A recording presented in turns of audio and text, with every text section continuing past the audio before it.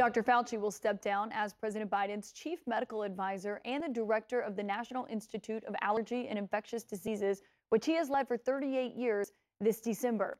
He joined the National Institutes of Health back in 1968 when Lyndon B. Johnson was president, became the director of its infectious disease branch in 1984 as the AIDS epidemic gripped America, and he's advised every president since Reagan, 7 in total. So joining us now is Dr. Anthony Fauci. And Dr. Fauci, thank you so much for making this your first interview on CNN since announcing your departure yesterday. You say you're leaving government to pursue the next phase of your career. What does that look like? Well, Caitlin, what I'd like it to be, and I think it will be, is to utilize, as you mentioned, the 54-year experience I have at the NIH, including 38 years as the director of NIAID, and having had the privilege and the honor of serving 7 presidents through some very historic outbreaks dating all the way back to HIV, that I might use my experience in speaking, writing, lecturing, and interacting with the younger generation of scientists to hopefully inspire scientists and would-be scientists and physicians to enter a career of public service, particularly in the arena of public health, medicine, and science. And if I can do that, I think I might somehow, after my active government service, perhaps inspire people to enter a field similar to what I've been able to do and what I've been privileged to do over the last several decades. Dr. Fauci, what does your departure tell us about where we are in the state of the COVID-19 pandemic right now?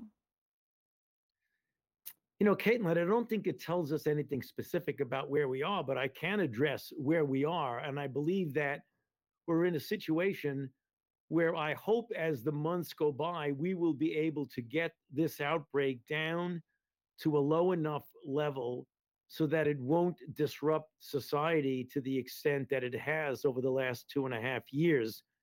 We have the wherewithal to do it. We just have to implement it. We still, as I've told you several times over the past couple of years, we only have 67% of our population vaccinated, and only about a half of those have been boosted. That is really unacceptable when you compare us to the rest of the world, including low and middle income countries.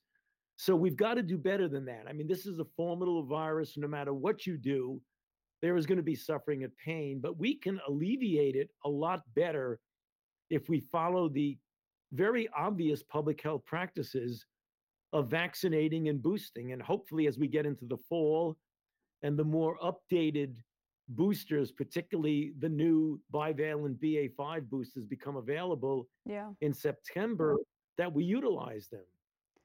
And I don't have to tell you this, Dr. Fauci, that Republicans really, to them, you are a symbol of the restrictions that came along with COVID-19. Of course, Republican lawmakers and you have clashed many times, and they are expected to take over the House this fall potentially, and they promised to investigate you if they did. Did that have any role in your departure? None at all, Caitlin, really, none at all, not even a slight amount.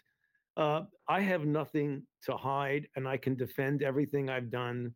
So that doesn't faze me or bother me. My decisions of stepping down go back well over a year. I had decided I might want to step down at the end of the Trump administration. But when President Biden was elected, one of the first things he did was to ask me to join and be his chief medical advisor, which I took as a great honor and I enthusiastically accepted. I thought that was going to last about a year, that we would be having COVID behind us after a year. But obviously, painfully so, that's not the case. But having thought about that, and as you said now with a prior question a moment ago, I think we're in a relatively good place with regard to COVID if we utilize and implement the interventions that we have. And I just felt it was the right time, particularly since I'm still healthy, energetic, and passionate about what I want to do.